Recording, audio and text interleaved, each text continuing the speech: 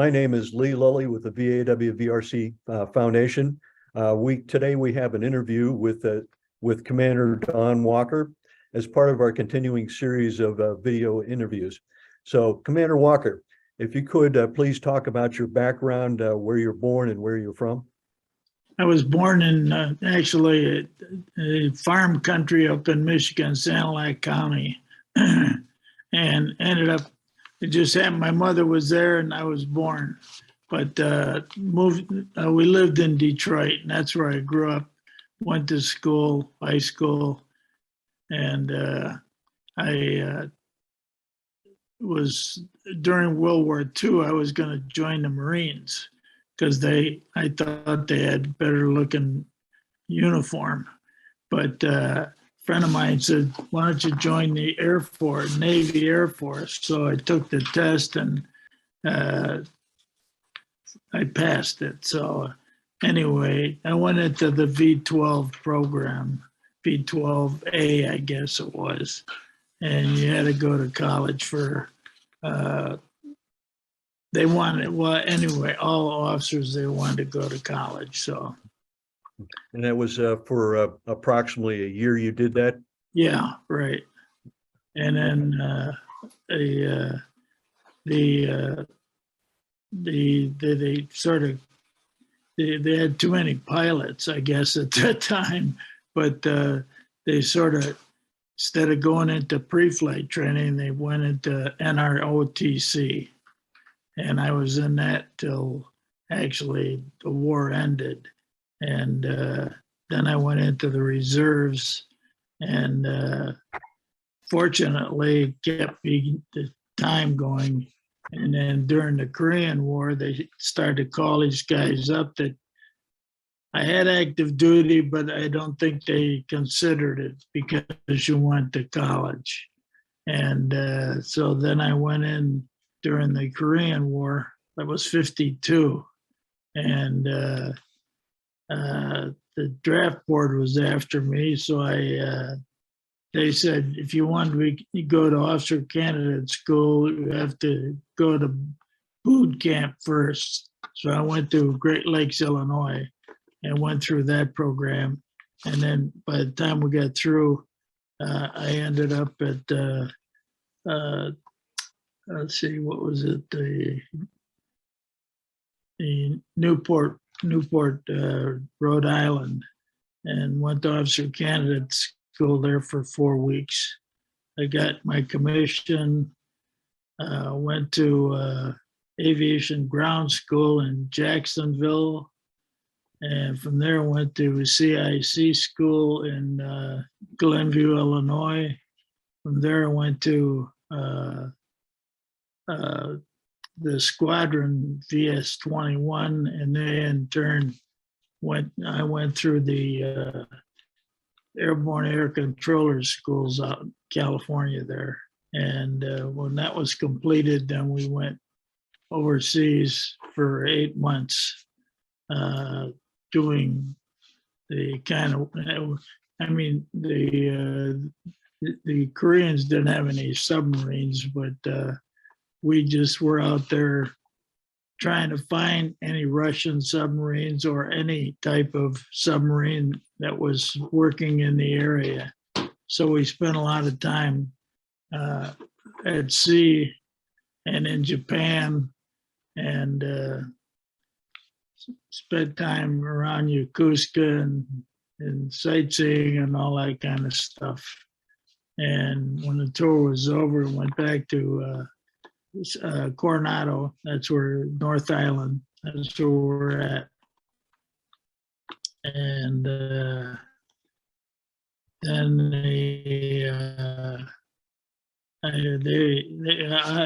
as soon as we got back, they assigned all of us to different squadrons. I went to VC-11, and I was in there for a while, and then a Bupers ordinance came out and said that anybody that had time in World War II could leave early. So instead of taking another tour, I left and went back to civilian life. And then I was in the reserves with a VP 731 maintenance. Then I started. I wasn't in the air control business because they really didn't have anybody to do that job in the reserves, and so I was a ordnance officer and maintenance officer of the squadron, and then I was a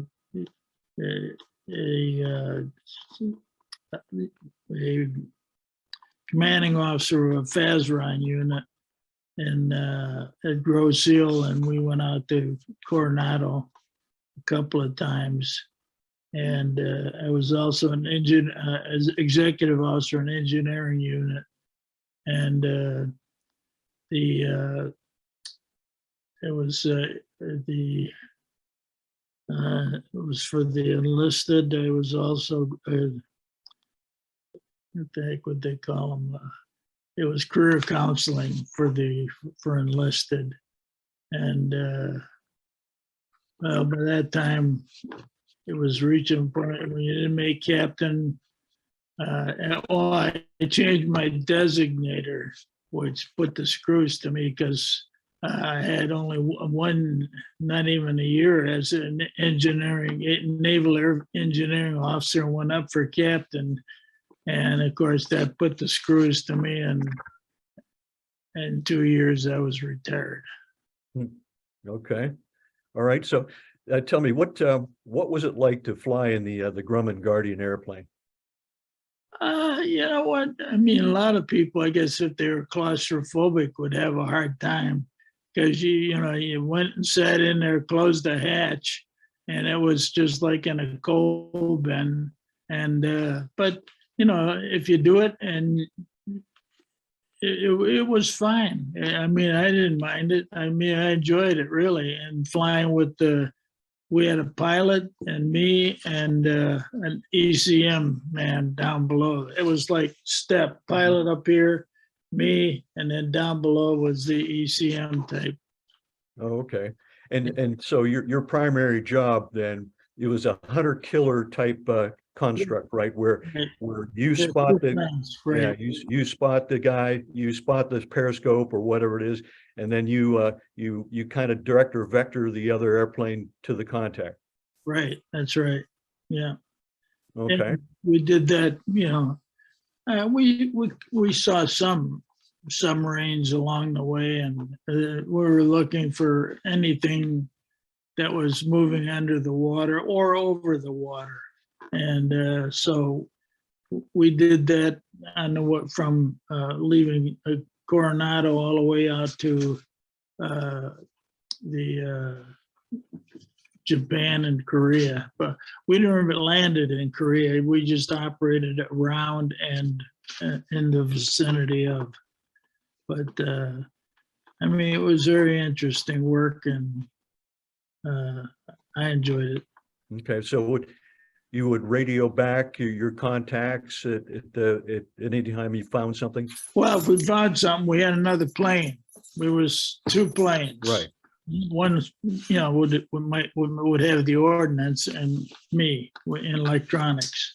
Mm-hmm. And if we, we'd have to check to see if it was valid, and then we would go from there. But we would have to call back to check it out. And the ECM operator was he would listen for any type of radar signals, etc.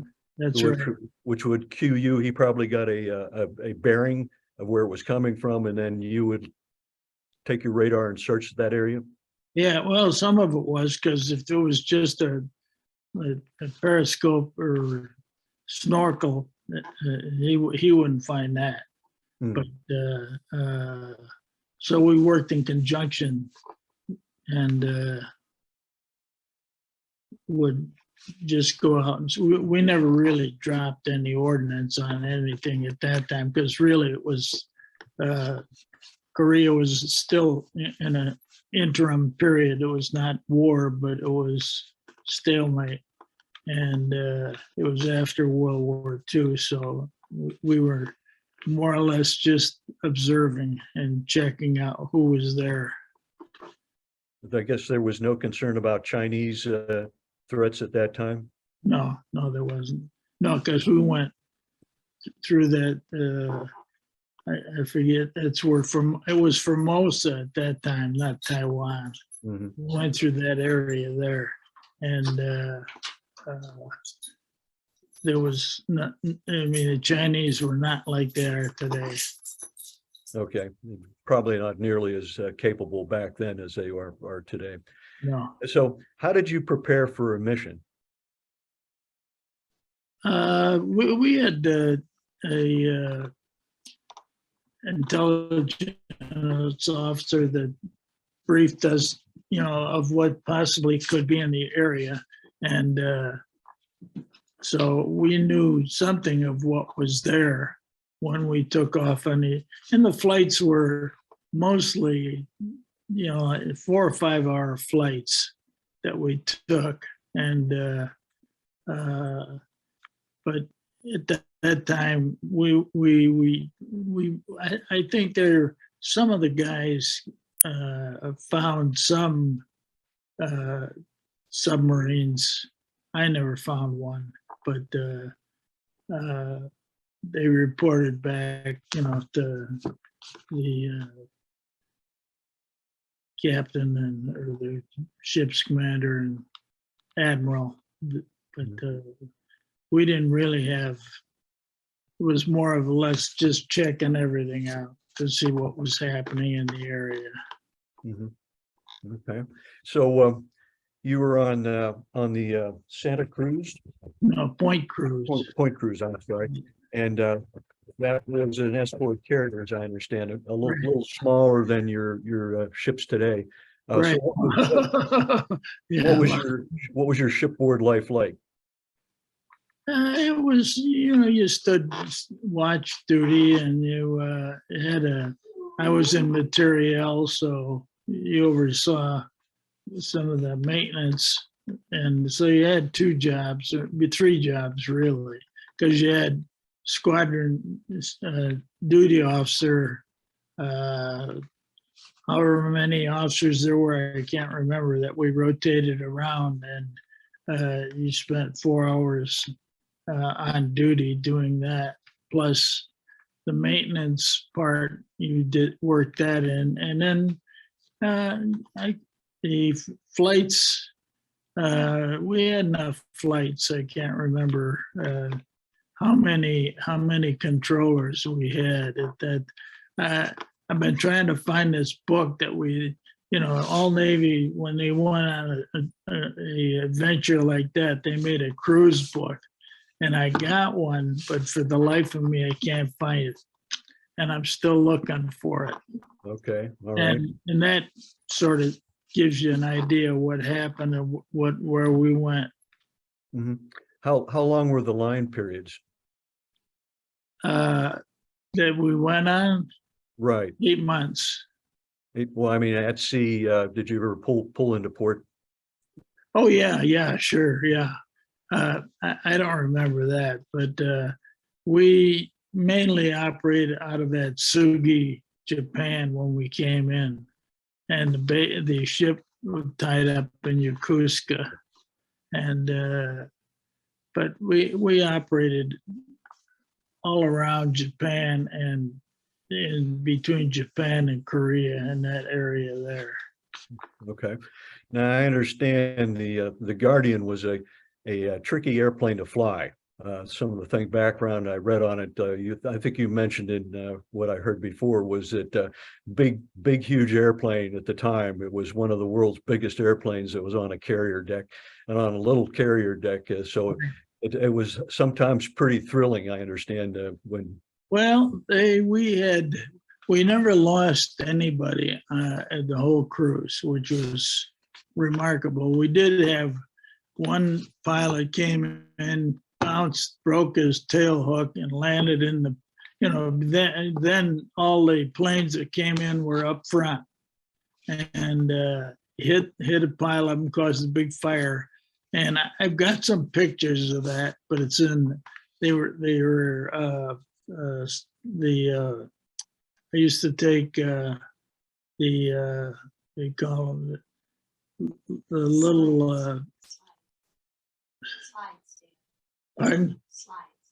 Slides, yeah, the slides. And so I know I have some of those, but I just have to find them. And we had guys coming in for vertigo, fly in the water, but nobody, we never lost anybody, so, which was good. But it made you think, if I land in the water upside down, which way do I get out? So you start thinking about all these different things of what could happen. But fortunately, like I say, nobody was lost on the whole cruise. Did because of the waters, did you have to wear any kind of thermal suit? Yeah, we wore poopy suits. Oh my goodness. That must have been really uncomfortable. It was, and those were usually 4 or 5 hour flights too. So, I mean, you look like Frankenstein with the big boots and all the stuff right up to your neck. Right. And it was, uncomfortable, but you did what you had to do. Yeah, I guess you had to drink a lot of water afterwards. That's all we had, board ship. That is true. So what'd you do for entertainment on board ship? Probably write to my wife and friends back home. And I guess we had some films, but I don't remember that too much in way of entertainment aboard ship, to tell you the truth. I mean, it was places we had were like Boys Town. You had 3 bunks up, and fortunately I was a JG and most of the pilots were ensigns. I got at the bottom, and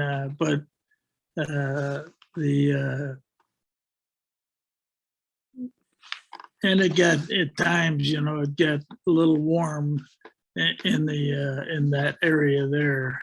But it was, as you look back, you might thought it was a little uncomfortable, but everybody got along and it worked out.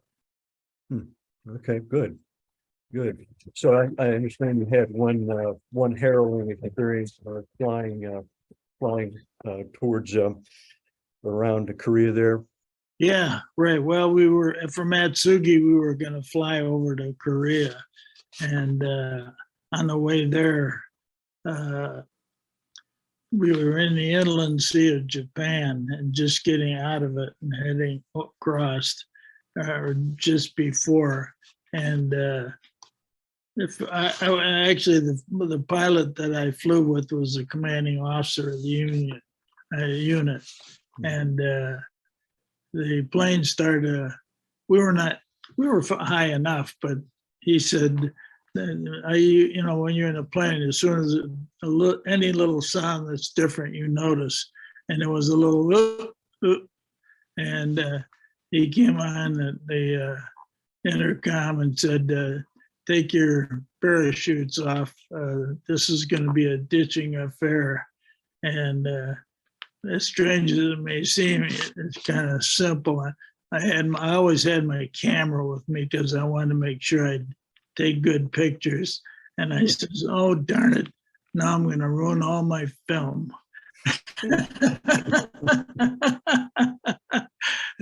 Fortunately, as we kept going down, we came across a small private airport, Japanese type, and we landed there. So we didn't have to land in the water. And they came the next day out and fixed it. It was bed plugs. So okay. And fixed it up and got it back to Atsugi. That was the end of it. Okay. All right. Is that pretty much the end of the harrowing experiences? Yeah, one of the pilots and I went up to Mount Fujiyama on you had to put in 4 hours a month anyway, and we were tooling around down, nothing special, just time-wise. And we flew up to Mount Fujiyama, and as I remember, he said, I'm going to do a wing over. You strapped in? So I said, yeah, okay. You know, he says, it's all right with you? I said, it's all right, okay with me. So he flipped it upside, sideways and made a complete turn, and all the junk that was in that airplane blew out. And as we were making the flip around, and but the more I think about it, it was kind of foolish because we were well above 10,000 feet, which were probably getting short on oxygen. So, but as it turned out, it was okay. Okay. All right. So what was the normal deck complement for aircraft? I can't remember. We had quite a few, but we lost them, and any we lost, you couldn't. There weren't any available that were. I mean, it filled up the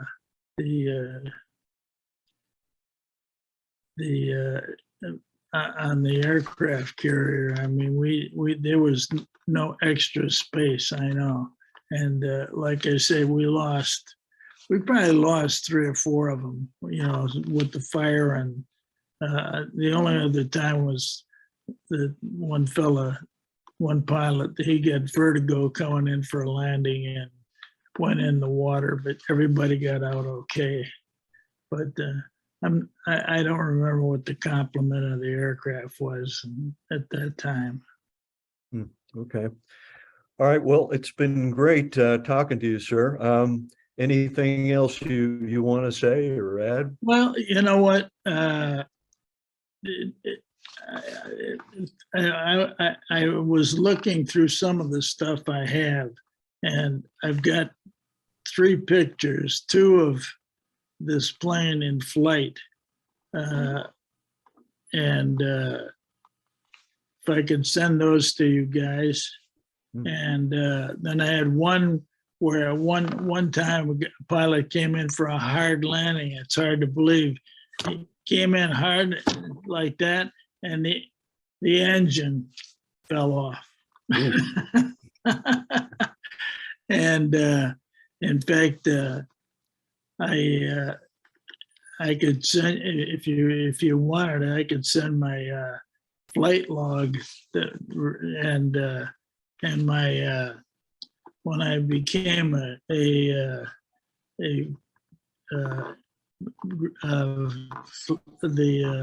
air controller, the picture of that with the number and all that stuff. Yeah. Would you want that stuff? Well, we can certainly talk about that and coordinate that with you. Yeah, if you want it, I have it. Yeah. Okay. How, by the way, how many did you have to have a certain number of intercepts before you were considered a controller? Yeah, there's so many hours, and you had to have 100 hours in the air, and it was a lot of training was with P2Vs. When you sat there, and there was quite a few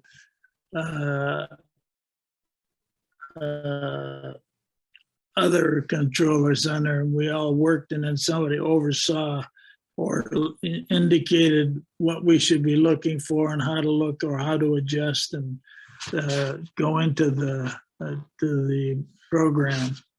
And we did that, and I can't remember how many hours we had in that, and plus you had to have hours in the squadron. And if you had to have 100 hours, when you got 100 hours of actual work on the radar, then you could be designated a